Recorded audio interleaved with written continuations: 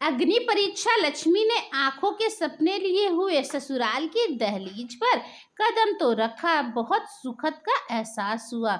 उसे यह घर अपना लगने लगा, क्योंकि मायके में हर वक्त यह सुनते वह उब चुकी थी कि एक दिन तुम्हें तो अपने ससुराल जाना है, अपने घर जाना है।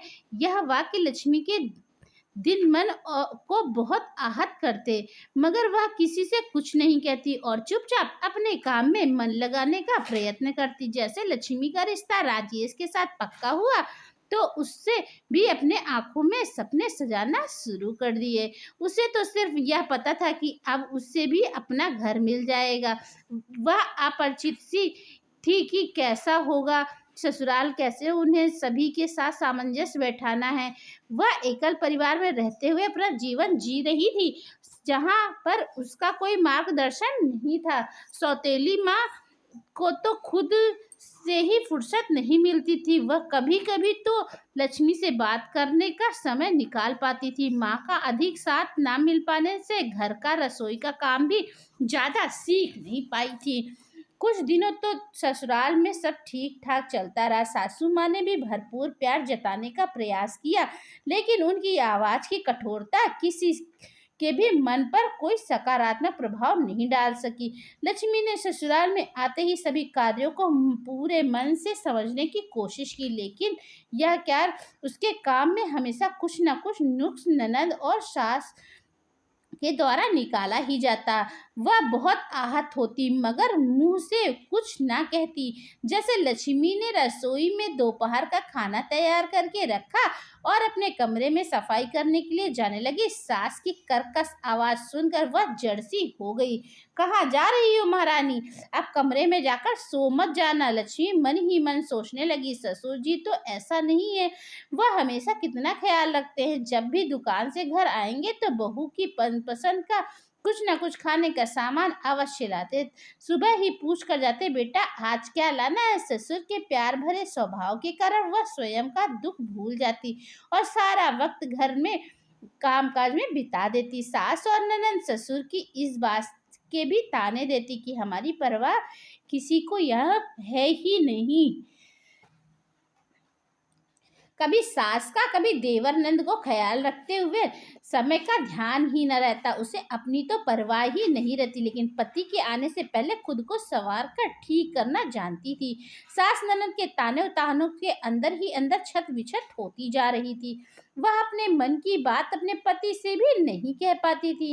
मन ही मन सोचती, क्या खुद का घर ऐसा होता है, उसे कहीं पर भी अपनापन दिखाई ही नहीं देता। पति से कुछ कहने की कोशिश करती, उससे पहले ही पति द्वारा प्रश्न कर दिया जाता कि तुम दिन भर सभी का ख्याल तो रखती हो ना, मैं तो काम पर चला जाता हूँ, सारी जिम्मेदारी तुम्हें ही संभालनी है, तुम घर की बड़ी बहू हो।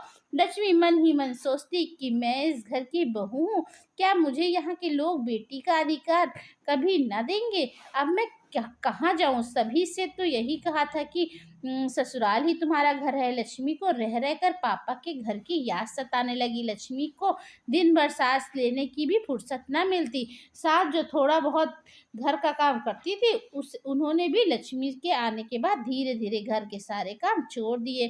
क्या तो वह दिन भर टीवी देख के सामने समय बर्बाद करती, या फिर माला हाथ में लेकर जपने का ढोंग करती। किसी की भी हिम्मत सासू माँ से कुछ पूछने की ना होती। उनकी कर्कश आवाज से सभी को डर लगता था। वो जो बोलती पत्थर की लकीर हो जाती।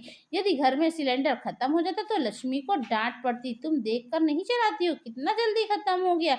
आकड़ ही उस पर, कभी कपड़े इस्त्री नहीं किए तो कभी सब्जी जैसे कम हो गई। आकर ही सभी उस पर हावी रहने लगे। उसे समझ में नहीं आ रहा था कि आखिर उसका दोष क्या है। उसे समझ नहीं आ रहा था, यहाँ सभी लोग मुझसे क्या चाहते हैं। लक्ष्मी मध्यम वर्गीय परिवार से थी, मगर वहाँ संतोष से जीवन जी रहे थे।